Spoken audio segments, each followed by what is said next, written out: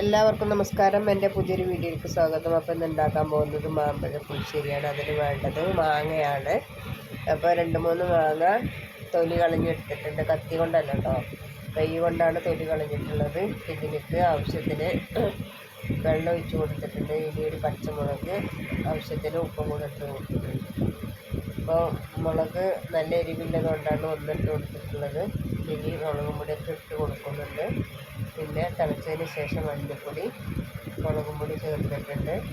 ഇനി ഇതിൽ കടന്നിട്ട് നല്ലപോലെ ഒന്ന് തിളച്ച് വരട്ടെ. അതിന് ശേഷം നമുക്കിതിലേക്ക് ഒരുക്കി വെച്ച ശർക്കരപ്പാനി ഇതിലേക്ക് ഒഴിച്ച് കൊടുത്തിട്ടുണ്ട്. ശർക്കരപ്പാനിയാണ് ഇതിൻ്റെ മെയിന്. അതേപോലെ തന്നെ ഇനി കുറച്ച് നെയ്യ് കൂടെ ഒഴിച്ച് കൊടുക്കാം. അപ്പോൾ നെയ്യിലാണിത് കടന്ന് വേവേണ്ടത്. ഇതിലേക്ക് കടുവറുക്കാനും നെയ്യ് തന്നെയാണ് ഉപയോഗിക്കുന്നത്.